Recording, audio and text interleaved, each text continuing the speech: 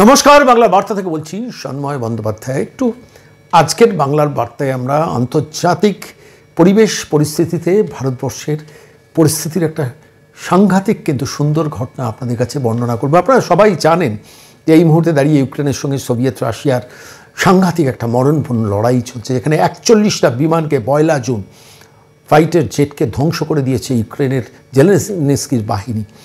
5টা বিমান বন্দর পর্যন্ত বিমানের যে এয়ারবেস সেটাকে ধ্বংস করে দিয়েছে। সেই পরিস্থিতিতে দাঁড়িয়ে সেই সোভিয়েত রাশিয়া ভারতবর্ষের বন্ধু রাষ্ট্র, কিন্তু তার কাছে যে সোভিয়েত রাশিয়ার কাছে 2018 সালে এই ভারত সরকার প্রায় 35,000 কোটি টাকা ডিল করে আকাশ প্রতিরক্ষা ব্যবস্থায় S-400 সোভিয়েত রাশিয়ার নিজস্ব আবিষ্কার করা সেই S-400 ভারতবর্ষে আমদানি করেছিল। সেই S-400 শেষ পর্যন্ত ইউক্রেনের বিরুদ্ধে লড়াইয়ে সোভিয়েত রাশিয়া কিন্তু যথাযথভাবে প্রয়োগ করতে পারেনি, সাম্প্রতিক অভিজ্ঞতা বলছে। তার প্রেক্ষিতে দাঁড়িয়ে স্বাভাবিকভাবেই ভারতবর্ষের বন্ধু রাষ্ট্র পুতিনের সোভিয়েত রাশিয়া ভারত সরকারের কাছে সাহায্য চেয়েছে যে S-400 ভারত যদি এত নিখুঁতভাবে ব্যবহার করতে পারে, তাহলে আমাদের সামরিক বিশেষজ্ঞরা পারল না কেন? খুব ইন্টারেস্টিং এই কাহিনীটা নিয়ে আজকে বাংলা বার্তায় এলাম। তা কারণ আপনারা জানেন যে 35,000 কোটি টাকা ভারত সরকার ব্যবহার প্রতিরক্ষা মন্ত্রক ব্যয় করেছিল S-400কে ভারতবর্ষের প্রতিরক্ষা ব্যবস্থাটাকে ঢেলে সাজানোর জন্য। সেটার ওপর ইসরো এবং DRDO দুটি প্রতিষ্ঠান একদম অন টার্গেট মিশন নিয়ে সেটাকে নিখুঁত টার্গেটকে লক্ষ্যবস্তু করার, অর্থাৎ কোনো মিসাইল পাকিস্তানের দিকে ছুটে আসছে এবং অভ্যর্থ নিশানায় সেই সুদর্শন চক্র S-400কে দিয়ে তার মোকাবিলা করা। এবং সাম্প্রতিককালে আপনারা জানেন যে পাকিস্তানকে বিধ্বস্ত করেছে, পাকিস্তানের সমস্ত আক্রমণকে প্রতিহত করেছে, ভারতের ক্ষয়ক্ষতি প্রায় শূন্যতে নামিয়ে দিয়েছে। যে S-400 সেটা কিন্তু সোভিয়েত রাশিয়া থেকে 2018 সালে ভারত সরকার কিনেছিল। তারপর সেটাকে আধুনিক প্রযুক্তিগত কৌশলে সেটাকে একদম আধুনিকতম অস্ত্রে পরিণত করার জন্য ইসরোর বিজ্ঞানীরা এবং DRDO, যে আমাদের ডিফেন্স রিসার্চ উইং, তারা প্রাণপাত পরিশ্রম করে একদম স্পেশালাইজেশন করেছিল, অর্থাৎ নির্দিষ্ট মিশন যাতে অ্যাচিভড হয়, কোনোভাবে লক্ষ্যবস্তু যেন থেকে টার্গেট যেন মিস না করে। ফলত ভারত প্রতিরক্ষা ব্যবস্থায় S-400কে আনা শুধু নয়, তাকে উন্নত প্রযুক্তি দিয়ে সাজানোর ব্যবস্থাটাকে একদম সম্পূর্ণভাবে ঢেলে সাজিয়েছিল। ঠিক এই প্রেক্ষিতে দাঁড়িয়ে পাকিস্তানের সঙ্গে ভারতের যখন সংঘাত লাগে সাম্প্রতিককালে, এই S-400 একটা অসামান্য ভূমিকা পালন করে, যার জন্য সারা ভারতের এই S-400 বা সুদর্শন চক্র যাকে বলা হচ্ছে সেটা প্রশংসিত হয়েছিল। কিন্তু পেছনে ক্রেডিটটা নিচ্ছিল সোভিয়েত রাশিয়া, তার কারণ সোভিয়েত রাশিয়াই আবিষ্কার। কিন্তু সবাই ভুলে গিয়েছেন সেই সময় যে এর পেছনে ইসরো এবং DRDO দিনরাত পরিশ্রম ছিল যে এটাকে একদম নিখুঁতভাবে নিখুঁত প্রযুক্তিতে সমৃদ্ধ করা। সেই কাজটা ভারত করেছিল, তার ডিভিডেন্ডটা ভারতের সঙ্গে পাকিস্তানের সাম্প্রতিককালে যুদ্ধে পেয়েছে। কিন্তু সোভিয়েত রাশিয়া পারল না কেন? আপনারা জানেন সাম্প্রতিককালে সোভিয়েত রাশিয়ার সঙ্গে ইউক্রেনের যুদ্ধ একটা সাংঘাতিক পর্যায়ে গিয়ে পৌঁছেছে। সেখানে দাঁড়িয়ে 1 জুন, মাত্র গত 1 জুন 41টা বিমান সোভিয়েত রাশিয়ার ধ্বংস করেছে জেলেনস্কির ইউক্রেন। এবং শুধু তাই না, 5টা আপনাদের বলেছি এয়ারবেসকে ধ্বংস করেছে। সাম্প্রতিককালে অতি সম্প্রতি আপনারা জানেন যে ইউক্রেন আবার আক্রমণ করে এবং কেটস সেতু, যেটা ক্রাইমিয়া উপদ্বীপের সঙ্গে সংযোগকারী প্রায় 19 কিলোমিটারের লম্বা একটা সেতু, যেটা 2018 সালে পুতিন যেটার ফিতে কেটেছিলেন এবং সেটা এই ক্রাইমিয়া দ্বীপের সঙ্গে সংযোগকারী মূল সেতু, সেইটাকে 2022 থেকে জেলেনস্কি বারবার আক্রমণ করার চেষ্টা করেছেন। 2022-এ করেছেন, 2023-এ করেছেন। অতি সম্প্রতি সেটাতে আবার আক্রমণ আনলেন এবং সেটাতে ডুবন্ত ড্রোন দিয়ে সেটাকে আক্রমণ করলেন। সোভিয়েত রাশিয়া হতভম্ব হয়ে গেছে। সোভিয়েত রাশিয়ার S-400 যথাযথভাবে ভূমিকা পালন করতে পারল না, কিন্তু জলের তলা দিয়ে মারিচকা বলে যে ড্রোনটাকে জেলেনস্কি প্রায় 18 মাস পরিশ্রম করে যেটাকে এফেক্টিভ করেছেন, যেটা ক্রেচ সেতুটাকে সম্পূর্ণভাবে ধ্বংস করতে পারেনি, কিন্তু কিছুটা নড়িয়ে দিয়ে আসতে পেরেছেন। সেটা সম্ভব কিভাবে হলো? ভারত যখন পাকিস্তানকে প্রতিহত করতে পারছে, তাহলে সোভিয়েত রাশিয়া তারা কেন ইউক্রেনকে প্রতিহত করতে পারছে না? ফলত স্বাভাবিকভাবে ভারতের কাছে এই সাম্প্রতিককালের এয়ার অ্যাটাকগুলোকে মোকাবিলা করতে পারেনি। স্বাভাবিকভাবেই সোভিয়েত রাশিয়া, পুতিনের রাশিয়া, তারা ভারত সরকারের কাছে সাহায্য চেয়েছে যে S-400কে আপনারা কোন প্রযুক্তিতে এই ধরনের একটা উন্নত জায়গায় নিয়ে পৌঁছতে পারলেন? আমরা আবিষ্কার করলাম, আমরা পারলাম না, কিন্তু আপনারা পারলেন কি করে? ফলত তারা ভারত সরকারের সাহায্য চেয়েছে এবং ভারত সরকার সাহায্য করতে এগিয়ে এসছেন, শুধু এগিয়ে এসছেন না, তার জন্য একটা বিনিময় নির্দিষ্ট লাইসেন্স ফি। তার কারণে এই টেকনোলজিটা ভারতবর্ষের বিজ্ঞানীরাই আবিষ্কার করেছেন। এই টেকনোলজিটা ভারতবর্ষের ডিআরডিওর স্পেশালিস্টরা, সমর বিশেষজ্ঞরাই আবিষ্কার করেছেন, ফলত তার একটা পেটেন্ট আছে। কিন্তু সেটা প্রয়োগ করেছেন ওই S-400, যেটা মানে সোভিয়েত রাশিয়া থেকে 35,000 কোটি টাকার বিনিময়ে ভারত সরকার নিয়ে এসেছিল 2018 সালে। তো স্বাভাবিকভাবে সারা পৃথিবী অবাক বিস্ময় দেখছে যে প্রযুক্তি, যে অস্ত্র সোভিয়েত রাশিয়া ভারতকে বিক্রি করলো, সেই প্রযুক্তিকে উন্নত মানের একটা জায়গায় পৌঁছে দিচ্ছে ভারতের সমর বিশেষজ্ঞরা এবং ভারতবর্ষের বৈজ্ঞানিকরা। এইখানেই তামাম বিশ্ব কিন্তু অবাক বিস্ময় দেখছে। সাম্প্রতিককালে মিডিয়াতেও এই খবরটা সম্প্রচার হয়েছে। আমি একটা টুকরো অংশ সেখান থেকে শোনাবো, যেখানে রিপাবলিকে মৈত্রঞ্জন ঘোষ এই স্টোরিটা প্রথম ব্রেক করেন। আমার মনে হলো একটু আপনাদের এই জায়গাটা একটু শোনানো দরকার। রাশিয়ানরা, ভ্লাদিমির পুতিন এটা নিয়ে আলাদা করে বোধহয় বসেছেন বা মিটিং করেছেন আমি জানি না, কিন্তু S-400টা এটা এসেছিল রাশিয়া থেকে। ইউক্রেনের এগেনস্টে এই S-400 এটা প্রপারলি ব্যবহার করা যায়নি, এয়ার ডিফেন্স সিস্টেমটা।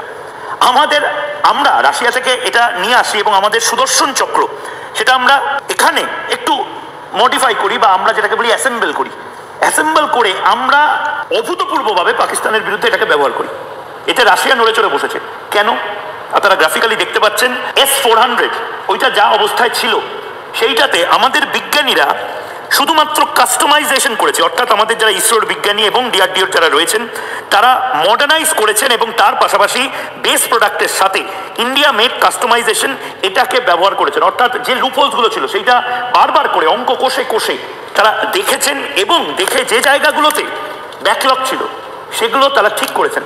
এবার মজার কথা হচ্ছে এই ব্যাকলগগুলো কি, বল না রে আমাদের বন্ধু দেশ রাশিয়া তারা এইটা এবার আমাদের থেকে জানার চেষ্টা করছে, এবং অবশ্যই আমরা দেখাবো বন্ধুকে। কিন্তু বাচ্চাবেলায় যেরকম ওই অঙ্কটা ঠিক করেছে কিনা দেখানোর জন্য একটু লজেন্স নিতাম, এক্ষেত্রেও আমরা একটা সামান্য লাইসেন্সিং ফিস দিচ্ছি। এখান থেকেও আমরা ইনোভেশনের জন্য আমরা চার্জ করছি বিশ্বকে। কেন আমরা ভারতীয়, গর্বিত ভারতীয় হব না বলুন তো? উই আর প্রাউড ইন্ডিয়ান্স কথাটা বলতে ইচ্ছে করছে না? এই কাহিনীটা শুনে, এই কাহিনীটা কিন্তু যেভাবে বাংলার তথাকথিত ইলেকট্রনিক্স মিডিয়ায় সম্প্রচারিত হওয়া উচিত ছিল, সবাই কিন্তু সেটা আমরা করলাম না। কিন্তু আমার মনে হয়েছে আজকের দিনে দাঁড়িয়ে গর্বিত ভারতীয় হিসেবে কথাগুলো তো বলা দরকার আমাদের বিজ্ঞানীদের জন্য, আমাদের ডিআরডিওর সায়েন্টিস্ট বা যারা সমর বিশেষজ্ঞ তাঁদের জন্য, যে তাঁদের প্রযুক্তিগত কৌশল, ইন্ডিয়ান কাস্টমাইজেশন শেষ পর্যন্ত ভারতকে অর্থ এনে দিচ্ছে সেই দেশের কাছ থেকে, যে দেশের কাছ থেকে আমরা 35,000 কোটি টাকা খরচ করে S-400 কিনেছিলাম। একটু লক্ষ্য করে খেয়াল করে দেখবেন যে ভারত পাকিস্তান যুদ্ধের পরে আমরা শুনেছি যে সোভিয়েত রাশিয়া এখন S-500 আবিষ্কার করেছে, তারা ভারতবর্ষকে সেটা দিতে চাইছে।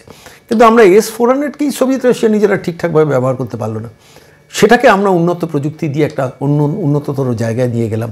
আর S-500 কিনবো তো তারপরে, যখন আগে সোভিয়েত রাশিয়া আমাদের নির্দিষ্ট ফিস দিয়ে, বন্ধু রাষ্ট্র নির্দিষ্ট ফিস তাদের দিতে হচ্ছে ভারতবর্ষের কাছ থেকে এই প্রযুক্তি নিয়ে যেতে।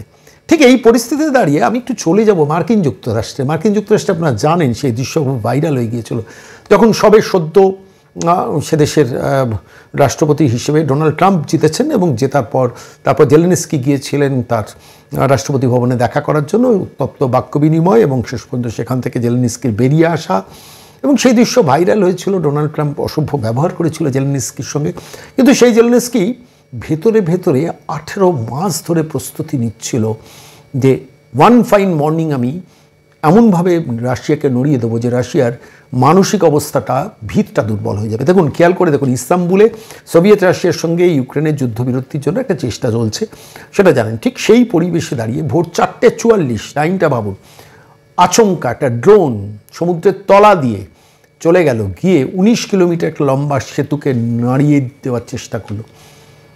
যে ড্রোনটার মারিচকা নাম, যে ড্রোনটার নাম ডুবন্ত ড্রোন বলা হচ্ছে। সোভিয়েত রাশিয়া সেটাকে প্রতিহত করতে পারলো না। কেন? তার সোভিয়েত রাশিয়া তো অতীতে একটা সাংঘাতিক অভিজ্ঞতা আছে। সেই অভিজ্ঞতাটা দিয়ে আমি একটু ছোট্ট করে বলবো, কেন আন্তর্জাতিক এই ঘটনাটাতে আমার মনে হয়েছে ভারতবাসী হিসেবে আমাদের যেমন গর্বের জায়গা আছে, সারা পৃথিবীর এইসব টুকরো ঘটনাগুলো আমাদের জানার অধিকার আছে। 2014 সালে যখন সব অবিভক্ত রাশিয়া ভেঙে টুকরো হলো, রাশিয়া আলাদা হলো, একাধিক রাষ্ট্র তৈরি হলো, সেই সময় ইউক্রেনের কাছ থেকে একটা উপদ্বীপ, নাম হচ্ছে ক্রাইমিয়া। তো সেই ক্রাইমিয়া উপদ্বীপটা কিন্তু সোভিয়েত রাশিয়া ছিনিয়ে নিয়েছিল। এটা কিন্তু স্বাভাবিকভাবে ইউক্রেনের কাছে একটা যন্ত্রণার জায়গা। এবং তারপর 19 কিলোমিটার এই সেতুটাকে শেষ পর্যন্ত 19 কিলোমিটার সেতুটাকে উদ্বোধন করেন পুতিন নিজে, এবং তারপর সেইটাই ছিল ক্রাইমিয়া দ্বীপের সঙ্গে একমাত্র সংযোগকারী জায়গা। ঠিক এই জায়গা দাঁড়িয়ে আমি একটা ছোট্ট তথ্য আপনাদের কাছে বলবো। 2022 সালে যখন যুদ্ধটা সবে লাগে ইউক্রেনের সঙ্গে সোভিয়েত রাশিয়ার, সেই সময় কৃষ্ণ সাগরে রুশ যুদ্ধজাহাজ ছিল যার নাম ছিল মাস্কোভ। এই মাস্কোভকে ইউক্রেনের প্রযুক্তি দিয়ে তাকে ডুবিয়ে দেয় ইউক্রেনের যারা সৈনিক তারা। ফলত স্বাভাবিকভাবেই সেই কৃষ্ণ সাগরে চট করে খুব বেশি সোভিয়েত রাশিয়া বেশি পেনিট্রেট করতো না। আর ঠিক এই পেনিট্রেট করতো না সেই সুযোগটা নিয়েই জেলেনস্কি কিন্তু শেষ পর্যন্ত এই ড্রোনকে ওই কৃষ্ণ সাগর দিয়ে নামিয়ে সরাসরি সমুদ্রের তলা দিয়ে পাঠিয়ে দিয়েছিল। যে জায়গাটা পাঠিয়েছিল সেই জায়গাটা হচ্ছে ক্রেচ সেতু।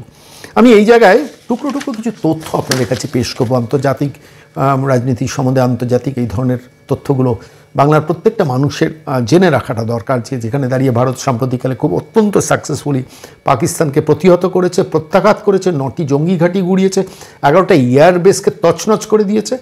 পাকিস্তান যেমন নড়ে গেছে, ঠিক তেমনিভাবে ইউক্রেন সোভিয়েত রাশিয়া থেকে অনেক ছোট রাষ্ট্র, সেইখানে দাঁড়িয়ে সোভিয়েত রাশিয়াকে, যদিও আমাদের বন্ধু রাষ্ট্র, তাদের কিভাবে নাড়িয়ে দিচ্ছে। এবার ঘটনাটা হচ্ছে যে 2022 সালে একটা ট্রাক বিস্ফোরণ করে প্রথম এই পার্টিকুলার এই যে সেতুটার কথা বলছি আপনাদের কাছে, যে ক্রেচ সেতু, সেই ক্রেচ সেতুটাকে প্রথম নাড়ানোর চেষ্টা করেন। ক্রেচ সেতুর কৌশলগত গুরুত্ব অপরিসীম, সেটাকে নাড়িয়ে দেওয়ার ব্যবস্থা করেন জেলেনস্কি। তো ক্রেমলিনের গোয়েন্দারা স্বাভাবিকভাবেই নজরে রেখেছেন, ওপরে সাংঘাতিকভাবে S-400 দিয়ে ঘিরে রেখেছেন, নিচে আন্ডার ওয়াটার তারা ডলফিনদের নিযুক্ত করেছে। ডলফিন, এটা এই সম্বন্ধে আমাদের খুব ধারণা নেই। সোভিয়েত রাশিয়াতে ডলফিন মানে সমুদ্রের ভেতরে নিচে যারা প্রাণী, সেই প্রাণীদের গুপ্তচর হিসেবে তৈরি করে, এবং সেই গুপ্তচর হিসেবে তৈরি করে স্বাভাবিকভাবে তাদের দিয়ে সমুদ্রের তলা দিয়ে যদি কোনো আক্রমণ শানিত হয়, তখন তারা গিয়ে সেটাকে অ্যাটাক করে এবং সেটাকে আইডেন্টিফাই করে এবং সোভিয়েত রাশিয়াকে ধরিয়ে দেয়। কিছুদিন আগে একটা ঘটনা ঘটেছিল, যে ঘটনাটা প্রায় 2 সপ্তাহের মধ্যে প্রায় শতাধিক ডলফিনের মৃত্যু হয়। জানা যায় যে জেলেনস্কির ইউক্রেন কোনো রাসায়নিক স্প্রে দিয়ে ডলফিনদের মেরে দিয়েছিল। সেই ঘটনাটাও সারফেসে আসতে সারা পৃথিবী অবাক হয়ে গিয়েছিল, যে ডলফিনদের মারার জন্য রাসায়নিক স্প্রে ব্যবহার করা হয়। তো যাই হোক, 2014 সাল থেকে ইউক্রেন ওই ক্রাইমিয়া বলে যেটা দ্বীপ, যেমন ভারতবর্ষের ক্ষেত্রে পাকিস্তান অকুপাইড কাশ্মীর আছে, ঠিক তেমনি ক্রাইমিয়া দ্বীপটাকে, উপদ্বীপটাকে ছিনিয়ে নিয়ে নিজেদের আয়ত্তে নিয়েছিল সোভিয়েত রাশিয়া। স্বাভাবিকভাবে সেটাতে যন্ত্রণা আছে ইউক্রেনের। ঠিক এই জায়গায় দাঁড়িয়ে আমি একটা ছোট্ট কাহিনী আপনাদের কাছে বলবো। ক্রাইমিয়া উপদ্বীপের নিরাপত্তায় কৃষ্ণ সাগরে রাত দিন টহল দেয় রাশিয়ার একগুচ্ছ রণতরী ও ডুবোজাহাজ।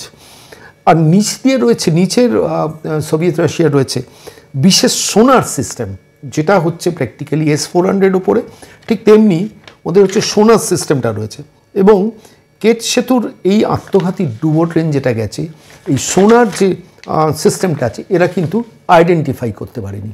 ফলত যেটা হয়েছে সাম্প্রতিককালে সেটা হচ্ছে 1100 কেজি বিস্ফোরক নিয়ে পৌঁছে গেছে 6 মিটার লম্বা, 6 মিটার লম্বা, মানে 6 মিটার বলতে আপনারা বুঝতেই পারছেন 20 ফুটের আশেপাশে, সেই ড্রোনটা পৌঁছে গেছে ক্রেচ সেতুর নিচে। 19 কিলোমিটার লম্বা সেতু, তার তলায় 1100 কেজির বিস্ফোরণ ব্যবহার করেছে ইউক্রেন, এবং সেই বিস্ফোরণে প্র্যাকটিক্যালি ব্রিজটা টলে গেছে, কিন্তু যেহেতু তার স্তম্ভগুলো ধ্বংস করতে পারেনি, ফলে ব্রিজটা এখনও সোভিয়েত রাশিয়া চালু রেখেছে। অত্যন্ত চুপিসারে সেতুর নিচে এই বিস্ফোরণটা ঘটিয়েছে সাম্প্রতিককালে ইউক্রেন। এর সঙ্গে ডুবোজাহাজ টর্পেডোর বেশ সদৃশ্য রয়েছে। ইউক্রেনীয় প্রতিরক্ষা গবেষকরা এটাকে এর রেঞ্জটা করেছে প্রায় আনুমানিক 1000 মিটার, মানে 1000 মিটার এরা একসঙ্গে ধ্বংস করতে পারে, এবং রিমোট কন্ট্রোলে এই পার্টিকুলার ড্রোনটা, আন্ডারগ্রাউন্ড ড্রোনটা মুভ করে, যার ইউক্রেনীয় নাম হচ্ছে মারিচকা। এর একটা ইউনিটের আনুমানিক খরচা হচ্ছে প্রায় $4.33 লক্ষ, $4.33 লক্ষ। সোভিয়েত রাশিয়ার সঙ্গে ইউক্রেনের যুদ্ধ প্রায় বছর 3-এর কাছাকাছি গড়াতে চললো, যেটা কিছুতেই থামছে না। সেখানে 18 মাস ধরে জেলেনস্কি অসম্ভব সাহসী ইউক্রেনীয় যোদ্ধাদের, সৈন্যবাহিনী, তাদের ইঞ্জিনিয়ারদের নিয়ে এই টেকনোলজিটা তৈরি করেছেন, করে শেষ পর্যন্ত প্রয়োগ করলেন। 22, 23, 24 24-এর এবারে প্রত্যাঘাতটা ক্রেমলিন সোভিয়েত রাশিয়ার কাছে সব থেকে মারাত্মক বলে মনে হয়েছে। তার কারণ মানববিহীন উড়ুক্কুযান বা ড্রোনকে চিহ্নিত করা বেশ কঠিন বলে তারা অন্তত সোভিয়েত রাশিয়ার যারা যারা যারা স্পেশালিস্ট তারা ইতিমধ্যে স্বীকার করতে বাধ্য হয়েছে। এর আগে কৃষ্ণসাগরের যুদ্ধজাহাজ মস্কোভকে ডোবানোর ঘটনা তো আপনাদের আগেই বলেছি। রুশরা গুপ্তচর ডলফিনদের ব্যবহার করতে, সেই ডলফিনদের সাম্প্রতিককালে মেরে বেশ কিছু 2022 সালে মেরে দিয়েছিল এবং মেরে দিয়ে বিশেষ ধরনের কোনো রাসায়নিক স্প্রে ব্যবহার করেছিল। তো যাই হোক, এই পরিস্থিতিতে দাঁড়িয়ে শেষ পর্যন্ত এখন যেটা হচ্ছে, কেটস সেতুকে কিন্তু বারবার নিশানা করছে ইউক্রেন, যে ওটাকে ধ্বংস করে দিতে পারলে তাহলে ক্রাইমিয়া যে জায়গাটা, যেটা উপদ্বীপ আছে, সেটাকে তারা অনেক বেশি নিয়ন্ত্রণ করতে পারবে। ঠিক এই পরিস্থিতিতে দাঁড়িয়ে সাম্প্রতিককালে যে 41টা যুদ্ধ বিমানকে ধ্বংস করেছে ইউক্রেন, সেটার পেছনে জেলেনস্কির ইউক্রেন যে নামটা দিয়েছিল স্পাইডার্স ওয়েভ গত 1 জুন, একসঙ্গে ভাবুন তো 41টা যুদ্ধ বিমানকে ধ্বংস করে দেওয়া সোভিয়েত রাশিয়ার আত্মাভিমানের লাগারই কথা, এবং লেগে হচ্ছে। এবং যা বোঝা যাচ্ছে, কিভ যেটা ইউক্রেনের রাজধানী, সেটাকে সোভিয়েত রাশিয়া ব্যাপকভাবে কোনোভাবে একটা আক্রমণের দিকে যাচ্ছে। কিন্তু জেলেনস্কির ইউক্রেন অনেক ছোট রাষ্ট্র, কিন্তু তা সত্ত্বেও তারা শেষ পর্যন্ত সোভিয়েত রাশিয়াকে এইভাবে বেগ দেবে, এটা বোধহয় সোভিয়েত রাশিয়া কল্পনায় আনেনি। এখন যে কোনো সময়, যে কোনো মুহূর্তে সোভিয়েত রাশিয়া ইউক্রেনের ওপর ঝাঁপাবে, সেটাই স্বাভাবিক। কিন্তু সোভিয়েত রাশিয়ার আসল সংকট হচ্ছে নিজের তৈরি করা S-400 শেষ পর্যন্ত ইনএফেক্টিভ। তার কারণ এই মুহূর্তে যদি ইউক্রেন আবার সোভিয়েত রাশিয়াকে আকাশপথে আক্রমণ করে, তার S-400 কিন্তু কাজ করবে না। সেটা অন্তত সাম্প্রতিককালে 41টা যুদ্ধ বিমান নষ্টের প্রেক্ষিতে ভ্লাদিমির পুতিন কিন্তু হাড়ে হাড়ে টের পেয়েছেন। ফলত সেইখানে বেড়েছে ভারতের গুরুত্ব, এবং ভারতীয় টেকনোলজিকে খুব দ্রুত কয়েক হাজার কোটি ডলার পেমেন্ট হয়তো সোভিয়েত রাশিয়াকে করতে হবে। আমি জানি না এক্স্যাক্ট ফিগারটা, আমার পক্ষে বলা সম্ভব না, কিন্তু we should be proud Indians যে যারা S-400 আমাদের 35,000 কোটি টাকায় বেঁচেছে, শেষ পর্যন্ত তাঁদের এবার কয়েক হাজার কোটি টাকা ব্যয় করতে হচ্ছে ভারতের কাছে যে তোমরা টেকনোলজিটা দাও। ভারত সাম্প্রতিককালে, আপনারা জানেন, সে তথ্য দিই, 6,81,000 কোটি টাকা আমাদের সামরিক এক্সপেন্সেস বেড়েছে, এবং এর মধ্যে একটা বড় আমরা বর্তমান ভারত সরকার তারা ব্যয় করছেন গবেষণার ক্ষেত্রে, যেটা ইসরো কাজে লাগছে, সেটা DRDO কাজে লাগাচ্ছে, এবং লাগিয়ে বিদেশ থেকে যেসব প্রতিরক্ষার যন্ত্র ভারত আমদানি করছে, সেখানে ইন্ডিয়ান মেড কাস্টমাইজেশন করছে। আপনারা জানেন, মাঝে মাঝেই আমরা নোটাম ডিক্লেয়ার করছি, মিসাইল টেস্টিংয়ের জন্য করছি, কখনো আন্দামান দ্বীপ থেকে করছি, কখনো কর্ণাটক থেকে করছি, এবং সেখানে মাঝ সমুদ্রে, যেটা ভারতীয় টেরিটরির মধ্যে আছে, সেই সমুদ্রে কোনো নির্দিষ্ট লক্ষ্যবস্তু ছোট জাহাজ রেখে সেটাকে ডুবিয়ে দেওয়া, মানে নির্দিষ্ট টার্গেটকে একদম আইডেন্টিফাই করে সেটাকে মিসাইল দিয়ে অ্যাটাক করে ভারত বারবার নিজের প্রস্তুতি নিচ্ছে। আমি যখন এই প্রতিবেদন পেশ করছি, তখন কর্ণাটক থেকে নোটাম জারি হয়েছে। আপনারা জানেন, কয়েকদিন আগে গুজরাটে এয়ারবেস থেকে ডাইরেক্ট প্রতিরক্ষা পরীক্ষা হয়েছে। আন্দামান দ্বীপপুঞ্জ থেকে সাম্প্রতিককালে হয়েছে। একের পর এক ভারত কিন্তু মিসাইল টেস্টিং করে লক্ষ্যবস্তু, নির্দিষ্ট ডেস্টিনেশনে যাতে লক্ষ্যবস্তুকে টার্গেট করা যায়, সেই কাজটা করছে, এবং সেটা করেছে এফেক্টিভলি দিনের পর দিন। 2018 সালের পর থেকে 18, 19, 20, 21, 22, 23, 24 এই 7টা বছর ভারত কিন্তু সামরিকভাবে কতটা এগিয়েছে। সাম্প্রতিককালে সোভিয়েত রাশিয়া নিজের তৈরি অস্ত্র যখন ব্যবহার করতে পারল না মাঝ আকাশে, তখন ভারত কিন্তু তাঁদের থেকে কেনা অস্ত্রকে সফলভাবে প্রয়োগ করে পাকিস্তানকে বুঝিয়ে দিল, we are Indians and we are proud Indians. আমি আজকে এই প্রতিবেদন শেষ করছি, ডেডিকেট করছি ইসরো সেই ইঞ্জিনিয়ারদের, ডেডিকেট করছি সেই সমর বিশেষজ্ঞ যারা DRDOতে দিনরাত পরিশ্রম করে ভারতকে একটা উন্নততর প্রযুক্তির জায়গায় পৌঁছে দিয়েছে, যার জন্য ভারত শুধু গর্বিত ভারতবাসী নয়, ভারত আর্থিকভাবেও তার জন্য বিশালভাবে বেনিফিটেড হচ্ছে।